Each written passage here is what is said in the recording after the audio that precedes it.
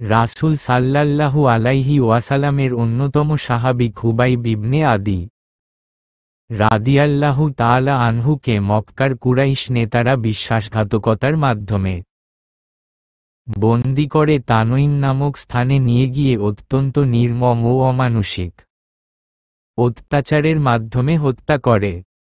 সাঈদ ইবনে আমের আল জুমাহি ছিল মক্কার সেই সব যুবকদের অন্যতম, যারা কুরাইশ নেতাদের আহ্বানে এই নির্মম ফাঁসির দৃশ্য দেখতে গিয়েছিল।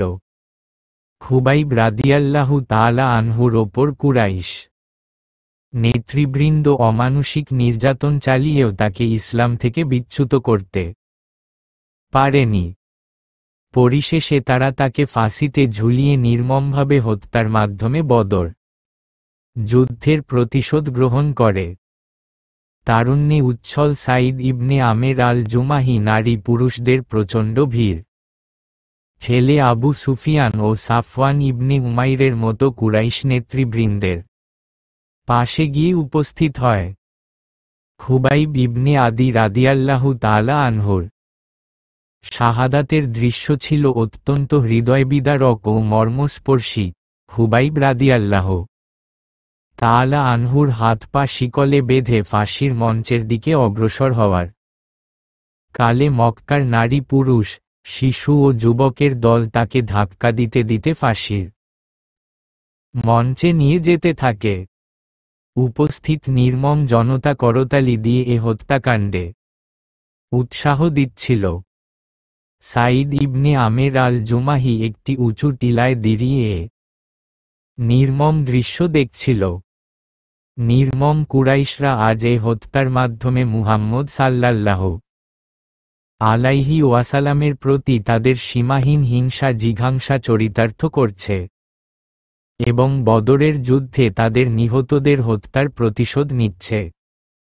ইতোমধ্যেই তারা খুবাইব ইবনে আদি রাদিয়াল্লাহু তাআলা আনহুকে ফাঁসির মঞ্চে উপস্থিত করেছে। কাফিরদের জিঘাংসার মন খুবাইবের খুনের নেশায় উন্মাদ হয়ে উঠল। চারদিকে কাফিররা তুমুল হর্ষধ্বনি দিয়ে হিংসু ও বর্বর উল্লাসে ফেটে পড়ল। আল্লাহর রাহে নিবেদিত মজবুত ঈমানী চেতনায় বলিয়ান খুবাইব রাদিয়াল্লাহু তাআলা আনহু আল্লাহর সান্নিধ্যে চলে যাওয়ার জন্যে ব্যাকুল হয়ে উঠলেন। কাফিরদের এ নির্মম নির্যাতনে তিনি বিন্দুমাত্র বিচলিত হননি। প্রচণ্ড শোরগোলের মাঝে হঠাৎ সাঈদ ইবনে আমের আল জুমাহি শুনল যে খুবাইব রাদিয়াল্লাহু তাআলা আনহুর কণ্ঠ থেকে একটি শান্ত ও ধীরস্থির খোদাই শক্তিতে বলিয়ান এক তেজদীপ্ত আওয়াজ বের হল, তোমরা অনুমতি দিলে ফিসি দেওয়ার আগে আমি 2 রাকাত নফল নামাজ আদায় করতে চাই। সাঈদে আওয়াজ শোনামাত্রই প্রবল আগ্রহে ফাঁসির মঞ্চের দিকে তাকালো এবং দেখতে পেল খুবাইব রাদিয়াল্লাহু তাআলা আনহু কিবলামুখী হয়ে 2 রাকাত নামাজ আদায় করছেন। কি সুন্দর ও চিত্তাকর্ষক তার সেই নামাজ! ধীর স্থিরভাবে স্বল্প পরিসরে তিনি 2 রাকায়াত নামাজ আদায় করে উপস্থিত নেতৃবৃন্দকে উদ্দেশ্য করে বললেন, আল্লাহর শপথ, আমি মৃত্যুর ভয়ে নামাজ দীর্ঘায়িত করছি। তোমরা এ ধারণা করবে বলে মনে না হলে আমি আমার নামাজ আরো দীর্ঘ করে পড়তাম। খুবাইব রাদিয়াল্লাহু তাআলা আনহুর এই দীপ্ত ঘোষণার পরই কাল বিলম্ব না করে মক্কার কাফিরেরা তার ওপর আবার সেই পৈশাচিক ও অমানুষিক নির্যাতন শুরু করে দিল। মানুষ তো দূরের কথা, একটি নির্বোধ পশুকেও কোনো নির্মম পাষণ্ড জীবিত অবস্থায় তার দেহ থেকে প্রতিটি অঙ্গ প্রত্যঙ্গ একের পর এক কেটে কেটে বিচ্ছিন্ন করার মতো নির্মমতা প্রদর্শন করতে সাহস পাবে না। অথচ তৎকালীন মানুষরূপী সেই ইসলামের দুশমনরা জীবিত অবস্থায় খুবাইব রাদিয়াল্লাহু তাআলা আনহুর শরীর থেকে তার অঙ্গ প্রত্যঙ্গগুলো একের পর এক কেটে কেটে বিচ্ছিন্ন করতে থাকে আর রাসূলুল্লাহ সাল্লাল্লাহু আলাইহি ওয়াসাল্লামের বিরুদ্ধে স্বীকারোক্তি আদায়ের জন্যে বলতে থাকে, তুমি কি রাজি আছো যদি তোমাকে ছেড়ে দিয়ে তোমারই উপস্থিতিতে তোমার পরিবর্তে মুহাম্মদকে হত্যা করি? রাসূল প্রেমিক খুবাইব রাদিয়াল্লাহু তাআলা আনহুর শরীর থেকে তখন ভীষণভাবে রক্তপাত হচ্ছিল। কিন্তু শত পৈশাচিক নির্যাতন ও নিপীড়ন সত্ত্বেও আল্লাহর নির্বাক সৈনিক রাসূল প্রেমিক মর্দে মুজাহিদ খুবাইব রাদিয়াল্লাহু তাআলা আনহু বলিষ্ঠ ঈমানী দীপ চেতনায় অনর এবং অটল। তিনি বলিষ্ঠ কণ্ঠে উত্তর দিলেন, আল্লাহর শপথ, মুহাম্মদ সাল্লাল্লাহু আলাইহি ওয়াসাল্লামকে হত্যার বিনিময়ে আমি মুক্তি পেয়ে আমার পরিবার পরিজনের নিকট নিরাপদে ফিরে যাওয়া তো দূরের কথা, পথে হেঁটে যেতে তার পায়ে একটি কাঁটার আঁচড় লাগুক তাও আমি সহ্য করতে পারব না। মুনাফিকি জীবন থেকে শহীদি মৃত্যু আমার কাছে অনেক উত্তম। তার এই ঈমানী চেতনাদীপ্ত দ্ব্যর্থহীন ঘোষণা শুনে আগুনে ঘৃতাহুতি দিলে যেমন হয় তেমনি উচ্ছৃঙ্খল কাফিরেরা ক্রোধে উন্মত্ত হয়ে উঠল এবং চিৎকার করে বলতে শুরু করল, তাকে হত্যা করো, তাকে হত্যা করো। সাথে সাথে ফাঁসিকাষ্ঠে দণ্ডায়মান জান্নাতের পথযাত্রী খুবাইব রাদিয়াল্লাহু তাআলা আনহুর ওপরে হিংস হায়নার মতো সদলবলে ঝাঁপিয়ে পড়ল কাফিররা। তীর, বর্ষা আর খঞ্জরের আঘাতে তারা তার গোটা দেহকেও ক্ষত বিক্ষত করে ফেলল। এদিকে আল্লাহর পথের যাত্রী খুবাইব রাদিয়াল্লাহু তাআলা আনহু আকাশের দিকে তাকিয়ে দৃপ্ত কণ্ঠে কালেমায়ে শাহাদাত উচ্চারণ করছেন এবং ফাঁকে ফাঁকে বলছেন, হে আল্লাহ, তুমি এদের দেখে রেখো, এদের শক্তি ও প্রতিপত্তিকে ধ্বংস করে দাও, কাউকে ক্ষমা করো না, এক এক করে এদের সবাইকে শেষ করো। এই কথাগুলো বলতে বলতে তিনি শাহাদাতের পাক পেয়ালা পান করে মহান প্রভুর দরবারে চলে গেলেন। খুবাইব রাদিয়াল্লাহু তাআলা আনহুর ঈমানী চেতনা, আল্লাহর প্রতি তার দৃঢ় মনোবল, রাসূল সাল্লাল্লাহু আলাইহি ওয়াসাল্লামের প্রতি প্রাণাধিক ভালোবাসা এবং শাহাদাতের এই নির্মম দৃশ্য কাফিরদের পাষাণ হৃদয়ে কোনো রেখাপাত করেনি, বরং তারা আত্ম অহংকার ও খোদাদ্রোহিতার পথেই ইসলামের অগ্রযাত্রা প্রতিহত করার জন্য অন্ধভাবে অপচেষ্টা চালাচ্ছিল। কিন্তু খুবাইব রাদিয়াল্লাহু তাআলা আনহুর শাহাদাতের নির্মম দৃশ্য যুবক সাঈদের অন্তরে মত্তস্থ গভীরভাবে রেখাপাত করে। মুহূর্তের জন্যেও সে তা ভুলতে পারেনি। সেই ঘুমন্ত অবস্থায় স্বপ্নে এবং জাগ্রত অবস্থায় কল্পনার চোখে তাকে দেখতে থাকে। সে যেন দেখতে পায় তার সামনে দাঁড়িয়ে ধীর ও প্রশান্তচিত্তে ফাঁসিকাষ্ঠের সামনে খুবাইব রাদিয়াল্লাহু তাআলা আনহু 2 রাকাত নামাজ আদায় করছেন। কুরাইশদের বিরুদ্ধে যে বদদোয়া তিনি করেছিলেন তা যেন তার কর্ণকুহরে ভেসে আসছে। তার মনে হতো যেন আসমান থেকে কোনো বিকট বজ্রধ্বনি কিংবা প্রকাণ্ড পাথর তার ওপর নিক্ষিপ্ত হচ্ছে। তাই সে মাঝে মাঝে ভয়ে আঁতকে উঠত। খুবাইব রাদিয়াল্লাহু তাআলা আনহুর শাহাদাতের ঘটনা সাঈদের হৃদয়ে এমন একটি বিপ্লব সৃষ্টি করেছিল যা ইতপূর্বে সে কখনো অনুভব করেনি। সে বুঝতে পেরেছিল যেন শাহাদাত বরণে মাধ্যমে তিনি সাঈদকে এ শিক্ষাই দিয়ে গেলেন যে জীবনের শেষ মুহূর্ত পর্যন্ত আল্লাহ ও তার রাসূলের প্রতি অগাধ প্রেম ও ভালোবাসাই হল মুমিন জীবনের প্রকৃত সার্থকতা। সে খুবাইব রাদিয়াল্লাহু তাআলা আনহুর কুরবানি থেকে এটাই বুঝতে পারল যে মজবুত ঈমানী চেতনাই মুমিন জীবনে অলৌকিক ও আশ্চর্যজনক ঘটনা সংঘটিত করতে সক্ষম করে। তোলে। তার অন্তর বারবার ও সাক্ষ্য দিচ্ছিল যে, যার অনুসারীগণ নিজেদের জীবনের শেষ রক্ত বিন্দু দিয়েও তাদের নবীকে ভালোবাসে, তিনি আল্লাহর পক্ষ থেকে প্রেরিত সত্যিকার রাসূল না হয়ে পারেন না। সাঈদের হৃদয়ে যখন এসব চিন্তা বিপ্লবী ঝড় সৃষ্টি করেছিল তখন আল্লাহ তাকে ইসলামের জন্য কবুল করলেন। সাঈদ মুশরিকি জিন্দেগিতে আর এক মুহূর্ত অতিবাহিত করা পছন্দ করল না। সাথে সাথে ছুটে গেল কুরাইশদের অনুষ্ঠানে। তাদের সামনে দাঁড়িয়ে সে মানুষের হাতে গড়া মূর্তি, দেবতা আর কুরাইশদের পৌত্তলিকতার সঙ্গে সম্পর্কচ্ছেদের ঘোষণা করে ইসলাম কবুলের কথা দৃপ্ত কণ্ঠে জানিয়ে দিল।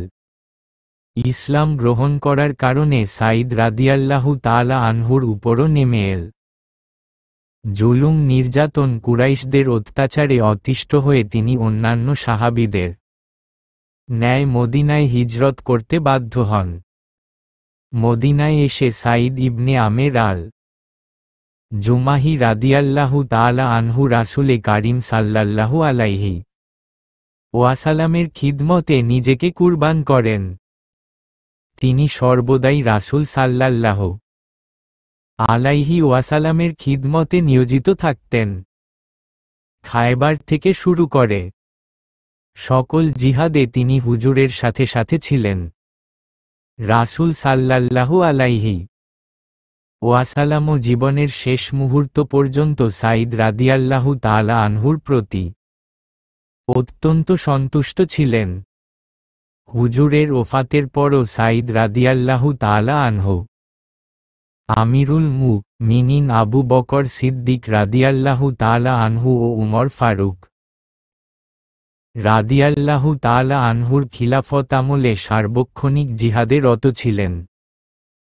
খালিফাতুল মুসলিমিনদ্বয় তার তাকওয়া ও খোদাভীতি সম্পর্কে খুব ভালো করে জ্ঞাত ছিলেন এবং তার পরামর্শাদি গুরুত্ব সহকারে গ্রহণ করতেন। উমর ফারুক রাদিয়াল্লাহু তাআলা আনহু যখন খিলাফতের দায়িত্ব গ্রহণ করেন তখন তিনি তাবে পরামর্শ দেন, হে আমিরুল মুমিনিন, আমি আপনাকে পরামর্শ দিচ্ছি যে মানুষের অধিকার আদায়ের ব্যাপারে আল্লাহর কাছে জবাবদিহি করাকে ভয় করুন। আল্লাহর নির্দেশ পালন করতে গিয়ে কাউকে ভয় করবেন না। সাবধান, কথা ও কাজে বৈপরীত্য রাখবেন না। কথা অনুযায়ী যে কাজ করা হয় তাই উত্তম কাজ।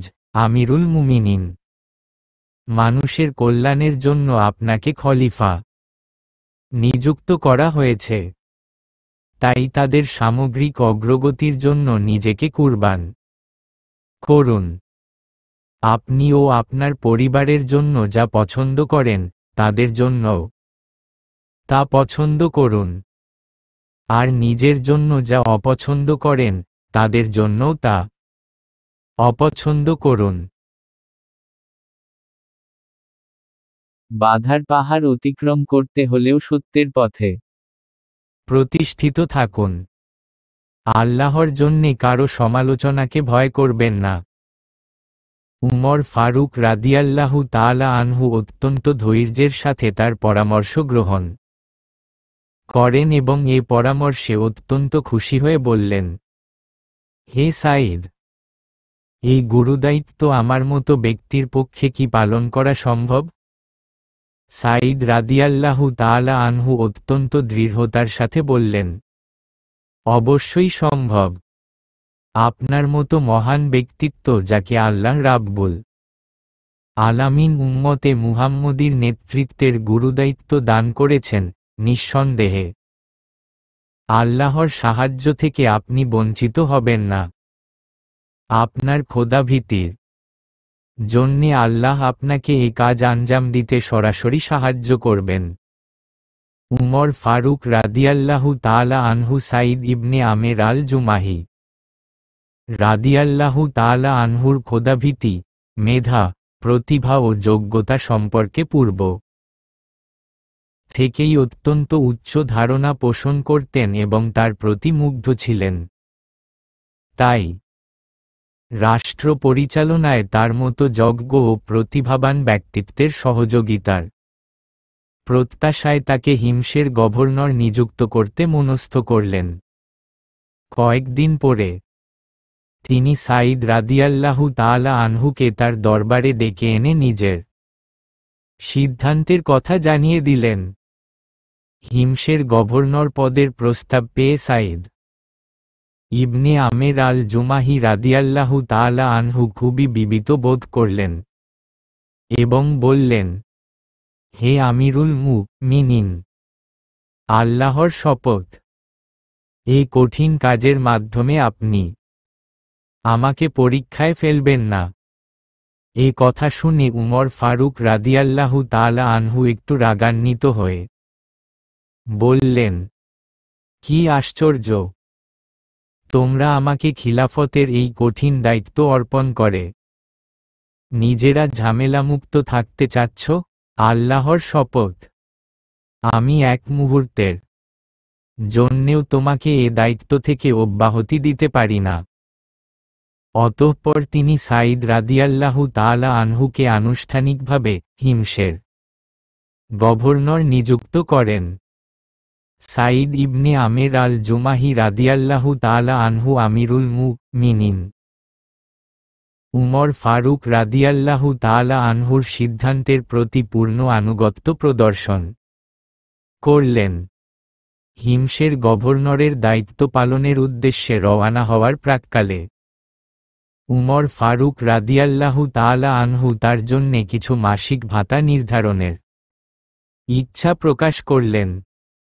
সাঈদ রাদিয়াল্লাহু তাআলা আনহু এ কথা শুনে বললেন, হে আমিরুল মুমিনিন, সাধারণ নাগরিক হিসেবে আমি যে ভাতা পাচ্ছি তাই আমার জন্যে যথেষ্ট। এর বেশি কিছু দিয়ে আমি কি করব? সাঈদ ইবনে আমের আল জুমাহি রাদিয়াল্লাহু তাআলা আনহু অত্যন্ত সুচারুরূপে এবং দক্ষতার সাথে হিমসের গভর্নরের দায়িত্ব পালন করতে থাকেন। কিছুদিন পর সেখানকার একটি বিশ্বস্ত প্রতিনিধি দল উমর ফারুক রাদিয়াল্লাহু তাআলা আনহুর সাথে মদিনায় সাক্ষাৎ করেন।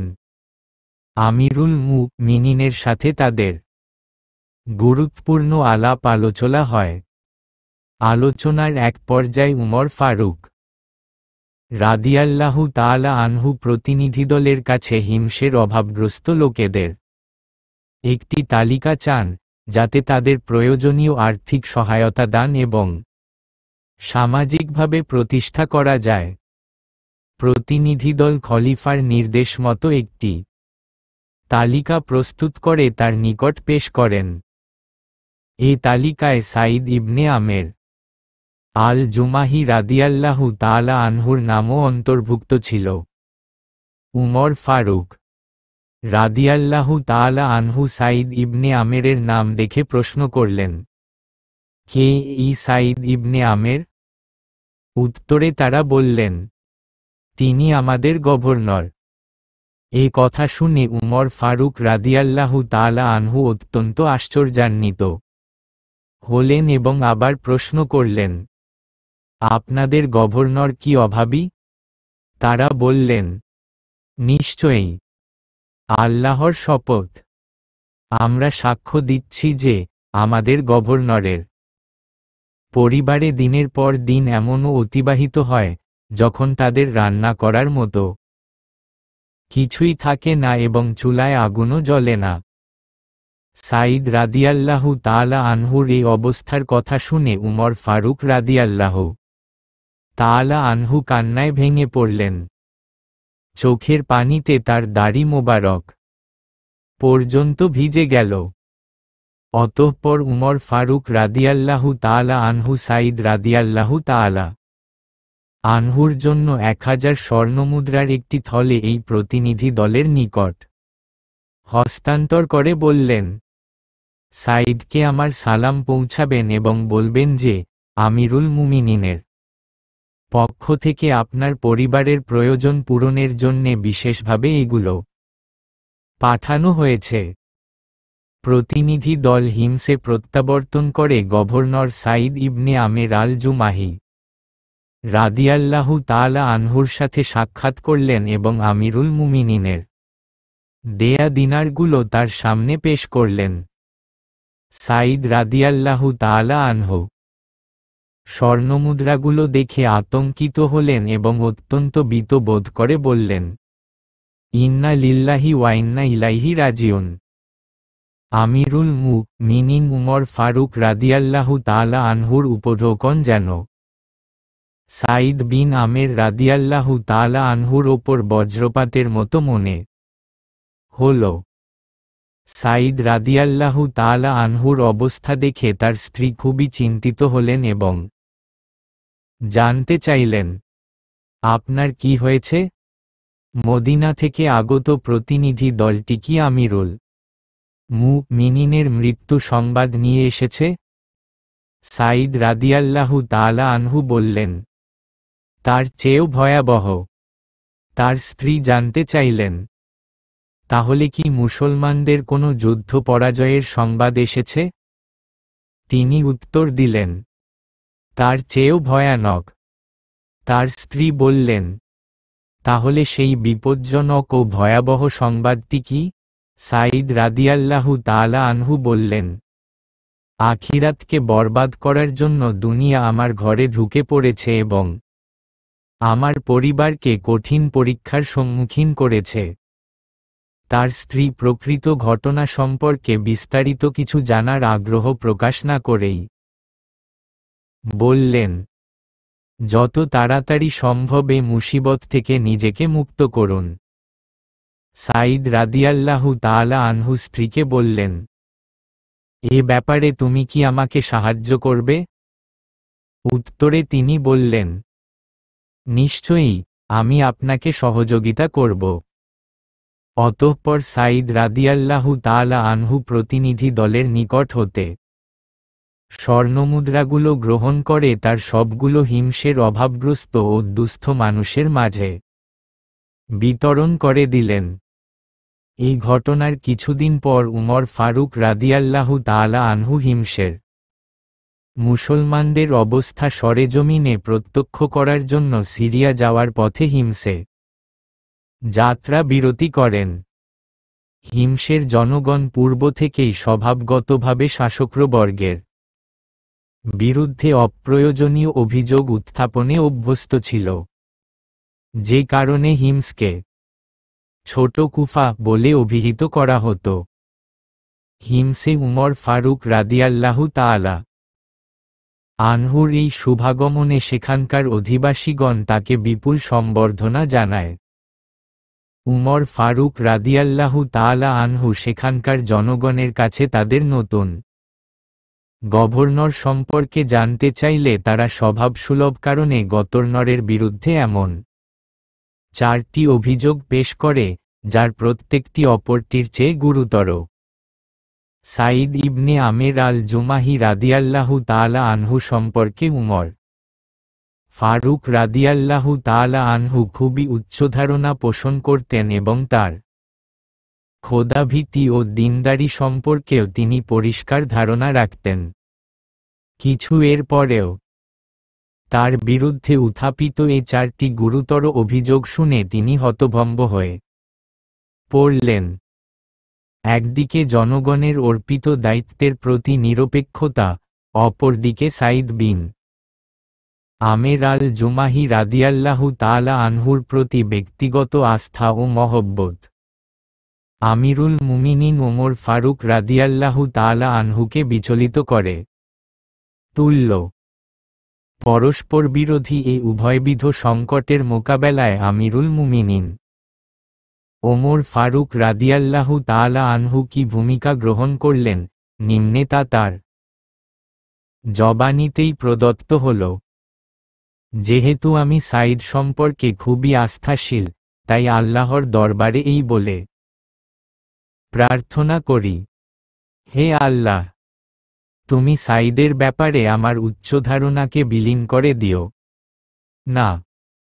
অতঃপর আমি গভর্নর এবং হিমসবাসীদের একত্র করে তাদের অভিযোগ সম্পর্কে জিজ্ঞাসা করলাম, গভর্নর সম্পর্কে তোমাদের প্রথম অভিযোগটি কি? তারা বলল, তিনি প্রত্যহ তার দফতরে বিলম্বে আসেন। আমি এই অভিযোগের জবাব দানের জন্যে গভর্নর সাইদকে আহ্বান জানালাম। সাইদ কিছুক্ষণ নীরব থেকে বলল, আমি এর উত্তর দেওয়া পছন্দ করছি না এই জন্যে যে এটি একান্তভাবেই আমার ব্যক্তিগত ব্যাপার, কিন্তু আপনার নির্দেশের কারণেই আমাকে বাধ্য হয়ে তা বলতে হচ্ছে। এরপর সাইদ তার অফিসে বিলম্বে আসার কারণ ব্যাখ্যা করতে গিয়ে বলল, আমার ঘরে কাজের কোনো খাদেম বা চাকরানি নেই, তাই আমি প্রত্যহ সকালে পরিবারের সদস্যদের জন্যে প্রথমে রুটির জন্য আটা দিয়ে খামির তৈরি করি, তারপর তা কিছু সময় রেখে দিতে হয় রুটি তৈরির উপযোগী করার জন্যে। এরপর রুটি বানিয়ে রেখেই অজু গোসল করে প্রস্তুত হয়ে দফতরের উদ্দেশ্যে রওয়ানা হই। এই কারণে অফিসে আসতে আমার সামান্য বিলম্ব ঘটে। অতঃপর আমি জনগণকে উদ্দেশ্য করে বললাম, তোমাদের দ্বিতীয় অভিযোগ কি? তারা বলল, আমাদের দ্বিতীয় অভিযোগ হল রাতের বেলা কোনো প্রয়োজনে গভর্নরকে ডাকা হলে তিনি আমাদের ডাকে সাড়া দেন না। এই অভিযোগ শুনে গভর্নর সাইদের উদ্দেশ্যে বললাম, হে সাইদ, এ ব্যাপারে তোমার বক্তব্য কি? সাইদ বলল, এটিও আমার একান্তই ব্যক্তিগত ব্যাপার, যা আমি জনসমক্ষে প্রকাশ করা মোটেই পছন্দ করি না। এতৎসত্ত্বেও আপনার নির্দেশ পালনার্থে আমাকে বলতে হচ্ছে। এরপর গভর্নর সাইদ বলতে শুরু করে, আমি দিনকে রাষ্ট্রীয় দায়িত্ব ও জনসাধারণের খিদমতের জন্যে এবং রাতকে আল্লাহর ইবাদতের জন্যে নির্দিষ্ট করে নিয়েছি। তাই রাত্রিবেলা তাদের প্রয়োজনে আমি সাড়া দিতে পারি না বলে দুঃখিত। এরপর আমি তাদের নিকট তৃতীয় অভিযোগ সম্পর্কে জানতে চাইলাম। তারা বলল, সাইদ বিন আমের রাদিয়াল্লাহু তাআলা আনহু মাসে একদিন তার কার্যালয়ে অনুপস্থিত থাকেন। আমি এই অভিযোগের উত্তর দেওয়ার জন্যে গভর্নর সাইদের প্রতি আহ্বান জানালাম। গভর্নর সাইদ উত্তরে বলল, আমিরুল মুমিনিন, আমার ঘরে কোনো কাজের লোক না থাকায় মাসে একবার আমাকে বাজার করতে হয়।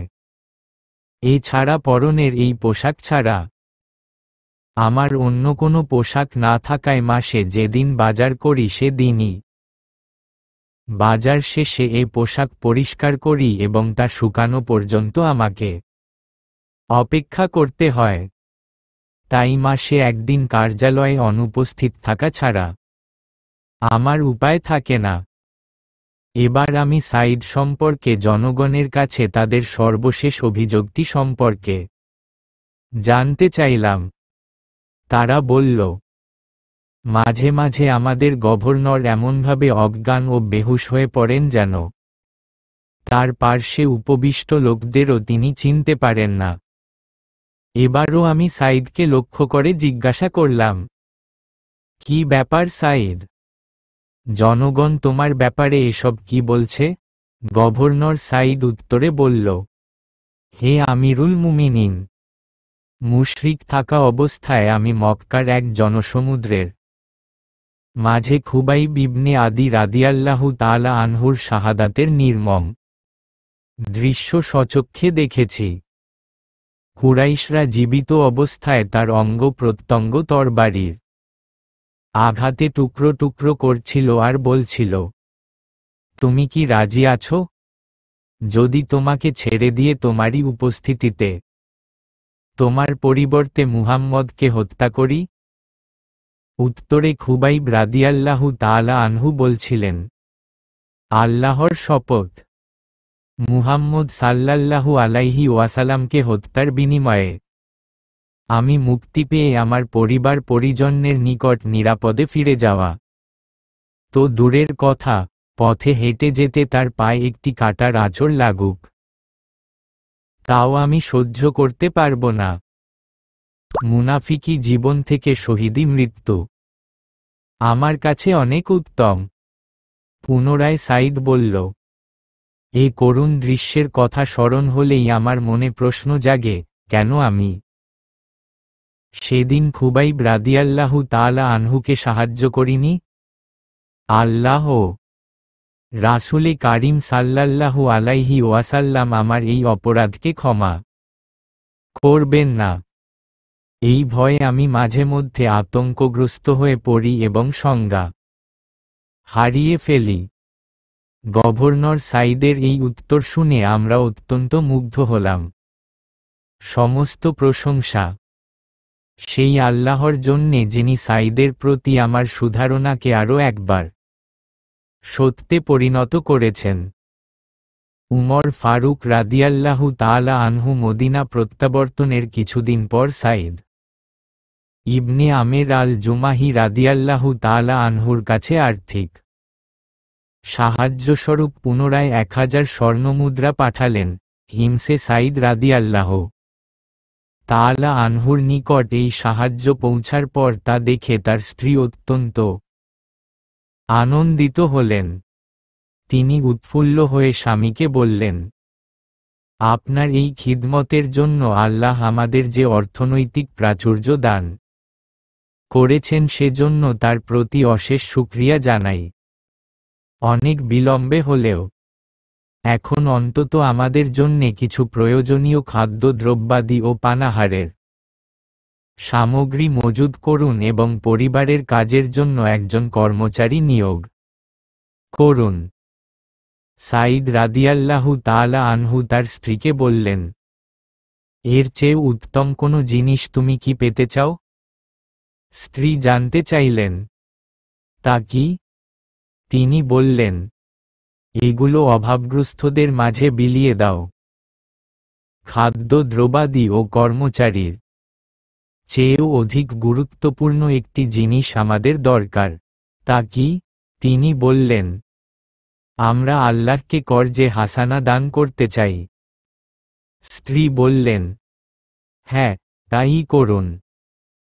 এতে নিঃসন্দেহে আমরা উত্তম পুরস্কারে ভূষিত হব।